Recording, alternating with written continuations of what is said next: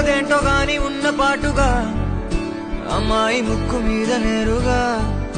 తరాల నాటి కోపమంతా ఏరుపేగా నాకంటూ ఒక్కరైనా లేరుగా నన్నంటుకున్న తారవేనువా నాకున్న చిన్ని లోకమంతని పిలుపేగా తేరిపార చూడసాగే దూరమే ఏది ఏది చేరే చోటనే సాగే చలములాగేనే